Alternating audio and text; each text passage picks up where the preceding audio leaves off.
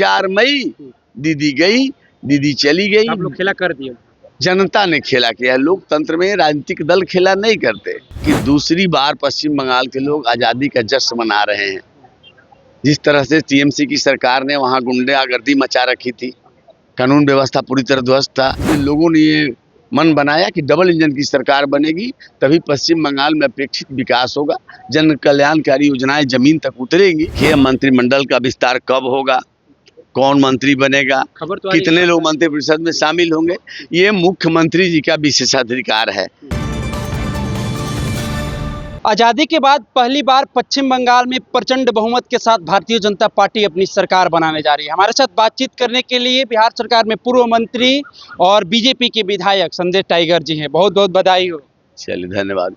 ये भारतीय जनता पार्टी आज़ादी के बाद वहाँ पहली बार सरकार बनाने जा रही है, ये तो बात ठीक है। और मैं तो कहूँगा कि दूसरी बार पश्चिम बंगाल के लोग आज़ादी का जश्न मना रहे हैं।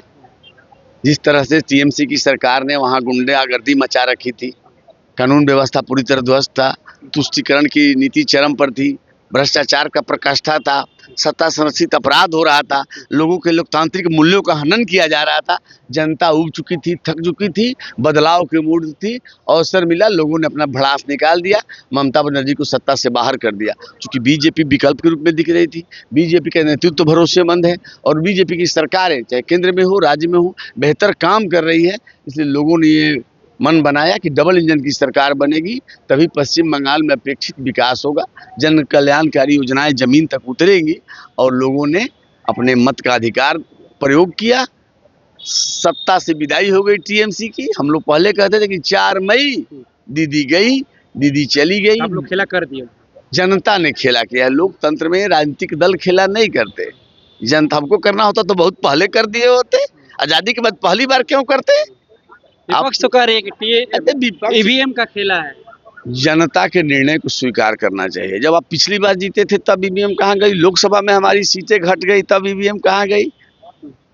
आप जब हारते हैं तो ईवीएम पर आरोप, चुनाव आयोग पर आरोप, अब तो मतदाता सूची पर आरोप लग रहा है। सच को स्वीकार करिए, जनता के फैसले को स्वीकार करिए, जनादेश का अपमान मत करिए।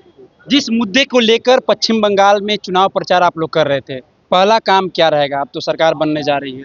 देखिए, भारतीय जनता पार्टी विकास का पर्याय है। बीजेपी का दूसरा नाम विकास है और इसीलिए लोग हम पर भरोसा करें। आखिर हमारी राज्यों में सरकार लगातार कई बार से बन रही है, चाहे मध्य प्रदेश हो, गुजरात हो या कई राज्य हो। दिल्ली में तीसरी बार सरकार हम बना रहे हैं क्योंकि लोगों पर हम पर भरोसा। हम जो कहते हैं वो करते हैं। हमने कहा था कि राम मंदिर बनाएंगे, उसका रास्ता प्रशस्त हो गया। हमने कहा था कि 370 हटाएंगे, मुमकिन करके दिखाया। हमने कहा था ट्रिपल तलाक पर हमारी राय क्या है, वो सबके सामने है। मोदी है तो मुमकिन है, भाजपा है तो भरोसा है और जनता ने हम पर भरोसा किया, इसीलिए परिणाम देखने को आया है और जनता की अपेक्षाओं पर हमारी सरकार खड़ी उतरेगी। चुनाव प्रचार के दौरान देश के प्रधानमंत्री नरेंद्र मोदी 10 रुपया के जो झाल मुर्दी खरीदे थे, वो काफ़ी अभी ट्रेंड कर रहा है। अभी हम झाल मुर्दी दुकान पर भी गए थे, काफ़ी सेल बढ़ गया है। देखिए, नरेंद्र मोदी जी केवल देश के नहीं, दुनिया के सर्वाधिक लोकप्रिय नेता हैं। स्वाभाविक है, लोग उनका अनुसरण करेंगे, लोग अनुकरण करेंगे। लेकिन चुनाव के हार जीत में कई फैक्टर काम करते हैं। नरेंद्र मोदी का नेतृत्व, व्यक्तित्व तो है ही, और भी कई फैक्टर हैं जिसने मिलकर इस चुनाव परिणाम को जन्म दिया है।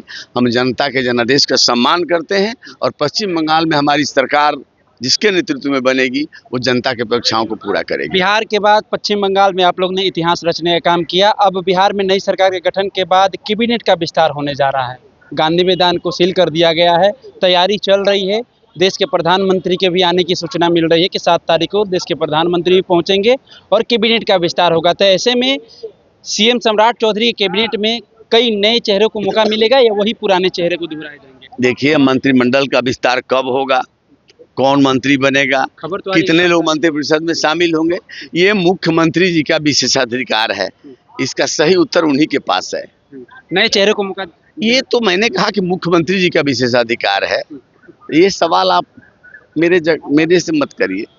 चलिए, तो अभी आप सुन रहे थे भारतीय जनता पार्टी के विधायक और बिहार सरकार में पूर्व मंत्री संजय टाइगर जी मुखरता के साथ अब तमाम सवालों का जवाब देते हुए नजर आ रहे थे। खबर जो निकलकर सामने आ रही है कि 7 तारीख को सीएम सम्राट चौधरी के नेतृत्व में मंत्रिमंडल का विस्तार होने जा रहा है। ऐसे में उस मंत्रिमंडल के विस्तार में देश के प्रधानमंत्री नरेंद्र मोदी भी पहुंचेंगे। इसको लेकर पटना के ऐतिहासिक गांधी मैदान में जोरदार तैयारी चल रही है।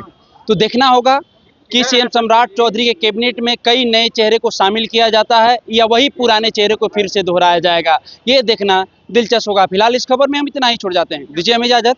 धन्यवाद।